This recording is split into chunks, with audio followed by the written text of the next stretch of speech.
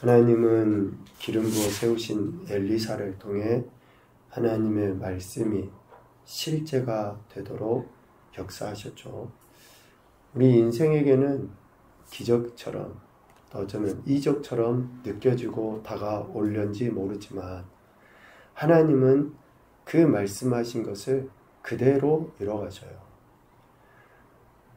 열왕기하 4장 44절에 보면 그가 그들 앞에 주었더니 여호와께서 말씀하신 대로 먹고 남았더라 라고 이야기해요.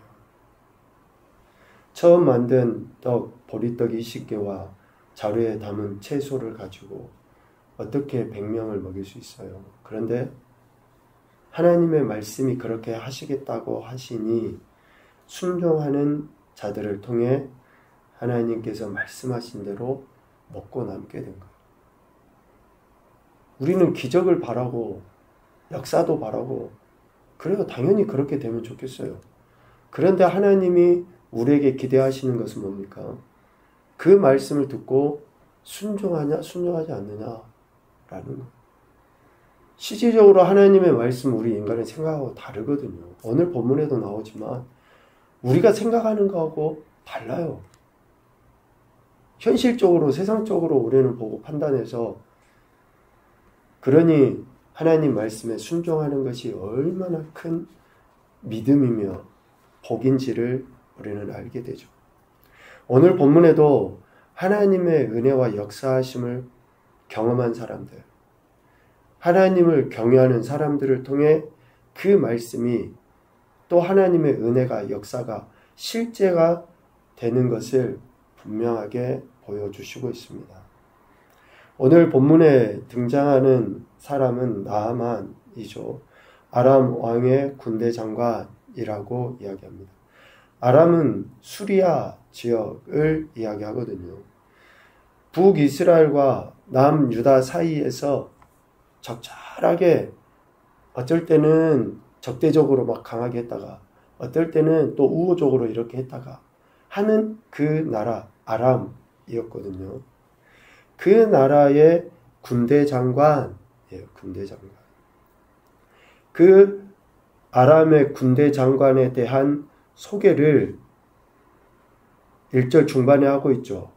그의 주인 앞에서 크고 존귀한 자다 라고 이야기해요. 왕의 두터운 신임을 받고 또 왕으로부터 영예와 또 어쩌면 물질적인 보상뿐만이 아니라 왕의 존경까지 받는 그 인물이 나아만이에요. 그 나라 언어의 의미로 나아만이라는 이름은 은혜롭다 그런 의미가 있거든요. 그러니까 나아만은 이렇게 왕 앞에서도 당당하게 영예를 얻고 존경을 받을 만큼 대단한 인물, 위대한 인물이거든요.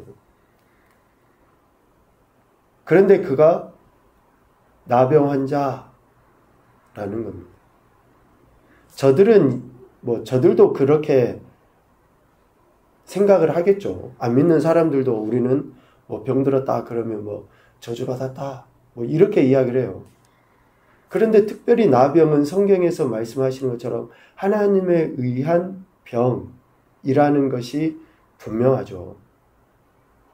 이렇게 나병이 든 아람의 군대 장관 나아만, 전쟁에서 승리도 하고 또 많은 영화와 영예, 존경을 받지만 그도 나병에 걸려요. 더욱이 하나님의 심판의 병이라고 할 수 있는 나병에 걸린 거죠. 5장 1절에서 이러한 개요를 설명을 하고 있는데 우리가 좀 쉽게 넘어갈 부분이 5장 중반 이후에 나와 있는 구절이에요. 5장 1절 중반에 나와 있는 이는 여호와께서 전에 그에게 아람을 구원하게 하셨음이라. 왜 나아만이 그의 주인인 왕 앞에서도 크고 존귀한 자로 인정을 받을 수 있었는가? 이것은 하나님께서 나아만을 통해서 아람을 구원해내도록 하셨기 때문에 그렇게 된 거예요. 하나님께서.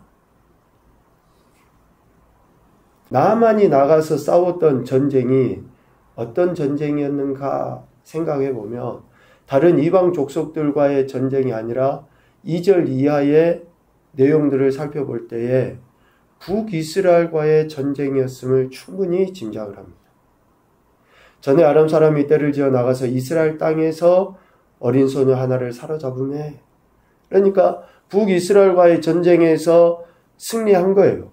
그것도 여호와께서 그 전쟁에서 승리하게 하심으로, 나아만을 통해서 아람을 구원하게 하심으로 그 전쟁에서 승리한 거예요. 얼른 생각하면 이해가 안 되잖아요, 우리는.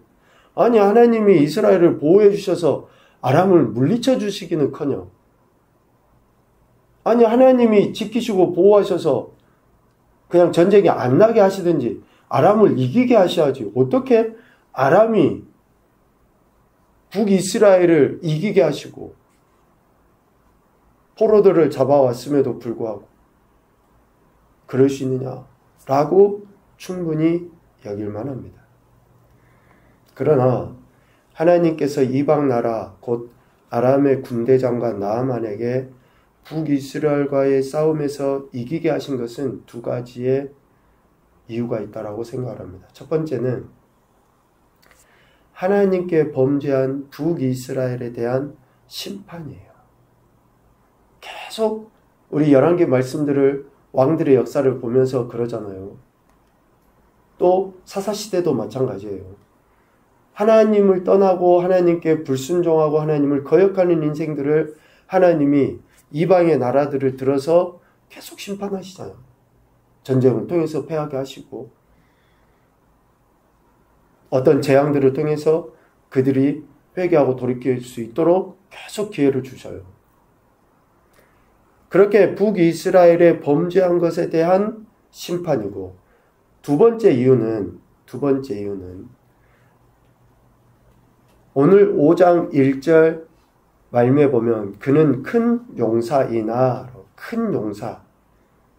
여기서 큰 용사라고 하는 것은 그 히브리어 의미로 보면 좋은 군인이라는 의미가 있어요. 좋은 군인. 그러니까 이 단어의 의미를 통해서 나아만은 어때요? 왕인 아람의 베나닷 왕에게 충성한 거예요. 자기의 권위자에게 충성하고 최선을 다한 인물이 누구예요? 나아만이에요. 나아만은 자기의 힘을, 자기의 능력을 자랑해서 마음대로 한 게 아니라 좋은 군인, 왕과 그 권위자들에 대한 바른 태도를 보인 거죠. 그에 대한 보상 때문에 하나님께서 북이스라엘과의 전쟁에서 나아만이 아람을 구원할 수 있도록 하셨다라는 거죠. 자, 이렇게 크고 존귀한 자인 나아만, 하나님께서 전쟁에서 승리하여 나라를 구원하게 하실 만큼 좋은 군인이었던 나아만도 나병에 걸립니다. 하나님이 허락하신 질병은, 하나님이 허락하신 문제는 하나님만을 의지하는지 아니하는지를 보시기 위한, 그리고 그 사람을 구원하시기 위한 하나님의 시험, 테스트라는 것을 알 수 있어요. 우리가 품성에서도 계속 이야기하잖아요. 왜 하나님이 질병을 허락하시는가? 하나님께서 지금 이렇게 큰 용사이고 전쟁에서 승리할 수 있도록 하나님이 친히 역사하셨음에도 불구하고 그가 나병에 걸린 거죠. 오늘 2절 이하의 이 말씀을 쭉 보면서 이러한 문제, 나병에 걸린 나아만의 치료의 과정을 보죠. 하나님의 사람들에 의하여 하나님의 역사가, 하나님의 은혜가 실제가 되는 것을 잘 보여주고 있습니다. 하나님의 사람들에 의해서 하나님의 역사하심, 하나님의 은혜, 또 아니면 나만의 치료가 실제가 되는 것을 볼 수 있어요. 첫 번째로 등장하는 사람이 2절에 나와 있는 이스라엘 땅에서 잡혀온 어린 소녀 하나입니다. 이스라엘 땅에서 잡혀와서 지금 나만의 아내에게 수종 들고 있는 어린 소녀이죠. 포로로 잡혀왔어요. 여주인에게 종으로서 수종드는 그런 신세예요. 그런데 이 어린 소녀 마음에는 아람의 군대 장관 나아만이나 그 아람 사람들에 대한 적대심보다도 나병에 걸린 나아만에 대한 긍휼함이 있는 거죠. 긍휼함. 이 대목을 우리가 잘 찬찬히 생각해 봐야 됩니다. 물론 엘리사 역시도 마찬가지고 그 긍휼함이 있어요. 모르긴 모르지만 전쟁에서 패배한 그런 나라, 그리고 포로로 잡혀왔다 그러면 자기의 가족들이나 또 많은 것들을 잃었을 거 아니에요, 이 어린 소녀는. 그런데 그 긍휼함이 있는 거예요. 전쟁을 승리로 이끌었던 나아만에 대한 그 긍휼함. 그리고 한 가지는 하나님의 사람 엘리사가 그 병을 고칠 수 있다는 그 확신. 하나님의 선지자, 하나님의 사람이 하나님의 은혜에 의하여 고칠 수 있다라고 하는 그 확신이 이 어린 소녀에게는 있었죠. 그래서 여주인에게 그렇게 이야기합니다. 3절. 우리 주인이 사마리아에 계신 선지자 앞에 계셨으면 좋겠나이다. 그가 그 나병을 고치리이다. 라고 담대하게 이야기합니다. 이러한 긍휼함과 믿음이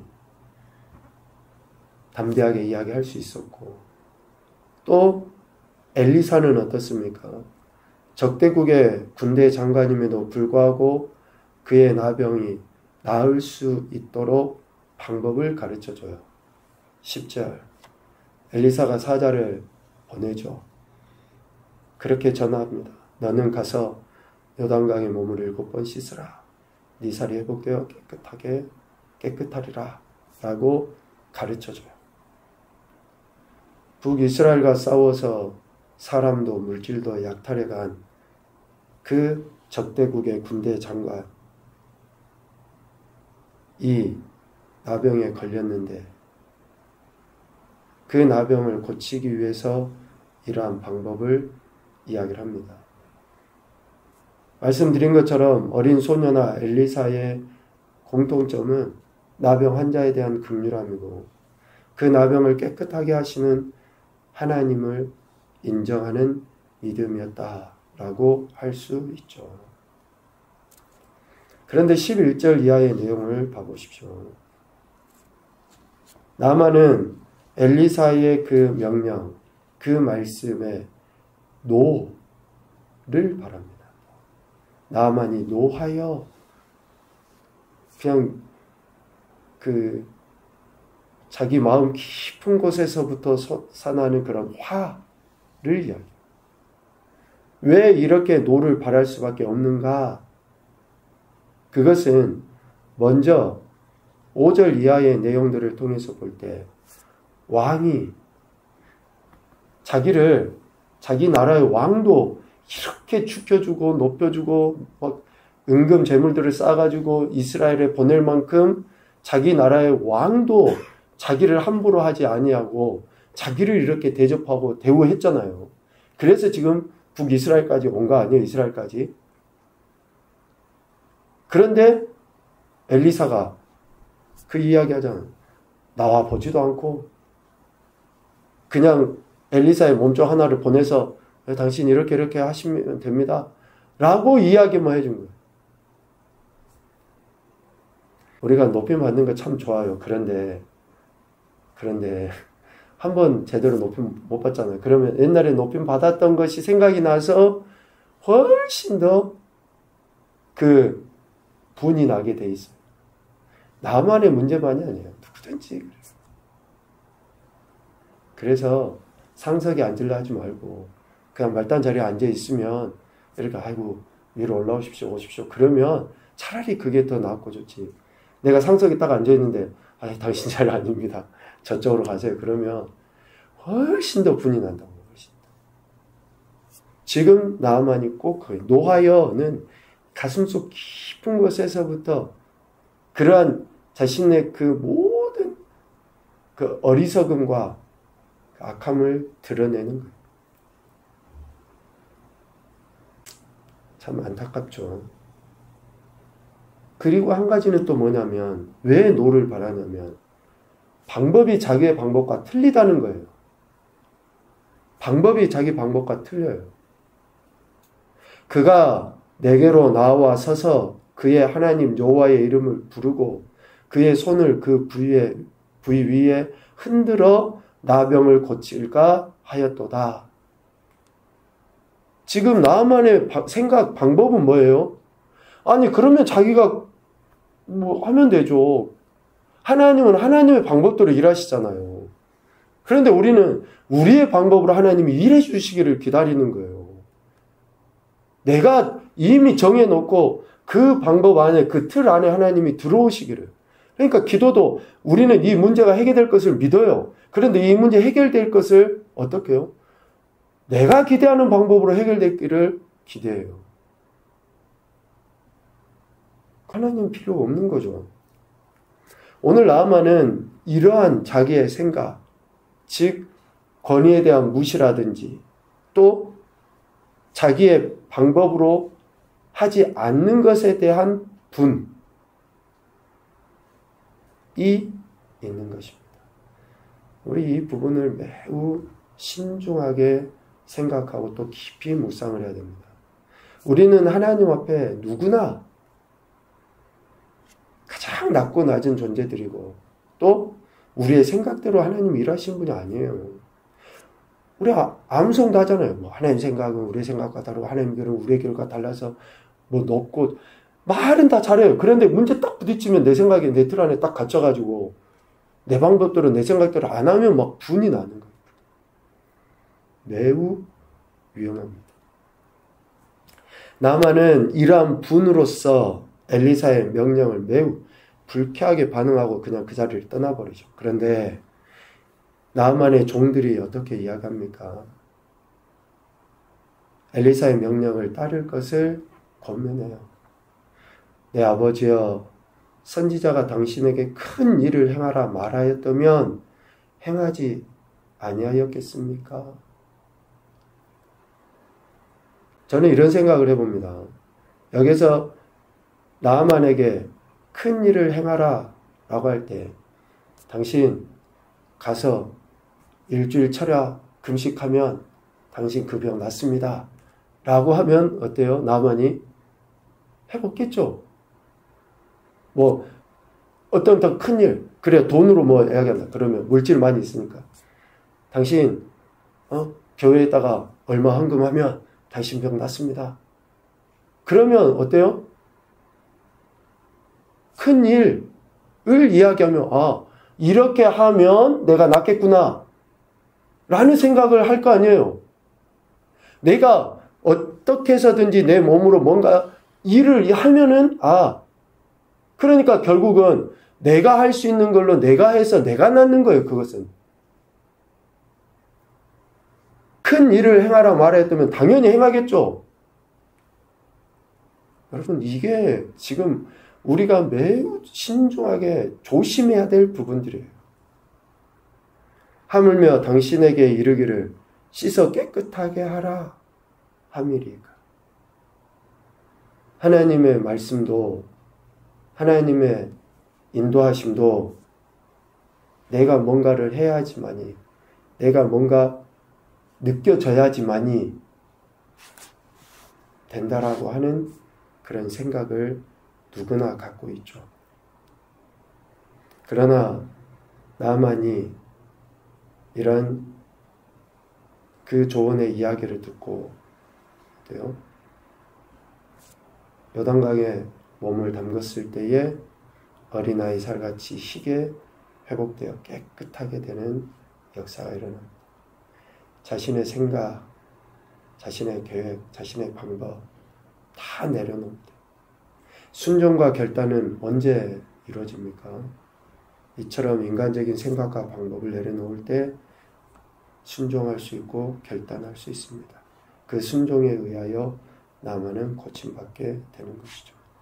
하나님의 역사하심이 순종한 나만에게 비록 둠도 바라고 어리석은 행태도 보이지만 결국 돌이켜 순종하는 자에게 실제가 되게 하신다라는 것을 볼 수 있어요. 첫 번째 교훈입니다. 영혼에 대한 사랑과 긍휼함이 하나님의 기적을 일으키게 한다. 여러분, 긍휼함의 마음을 품으십시오. 긍휼히 여기는 자가 긍휼히 여김을 받습니다.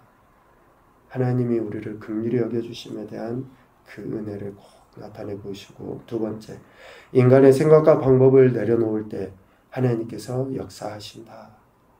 그래서 우리가 지금 뭘 기도하고 있는가? 기도 제목도 살펴봐야 되고, 기도하는 방식도 살펴보고, 또 기도하고 있는 나의 삶의 태도도 살펴보고. 누차 강조해서 이야기하지만 하나님의 말씀을 듣지 않고 하는 그 기도는 가증하다라고 이야기했잖아요. 그러니까 이런 모든 말씀들을 종합적으로 우리가 생각해서 지금 내가 하나님 앞에 어떻게 살고 있는가? 한 가지 더 이야기하죠. 하나님의 역사가 삶의 실제가 되는 것은 우리 인간의 태도, 그리고 순종하는 자들의 협력에 의해서 이루어져요. 순종하는 자들의 협력, 합력함. 그래서 합력해서 선을 이룬다라고 하지 않습니까? 이런 말씀들을 우리가 천천히 잘 생각해 보면서 지금 처한 우리의 문제, 또 상황, 환경 속에서 내가 얼마나 내 생각을 내려놓고 하나님의 말씀에 집중해서 순종하려 하는지 우리 자신들을 되돌아보며 오늘도 그 말씀의 은혜가 우리의 삶의 실제가 될 수 있는 그런 한 날이 되실 수 있기를 주님의 이름으로 축복합니다. 아멘.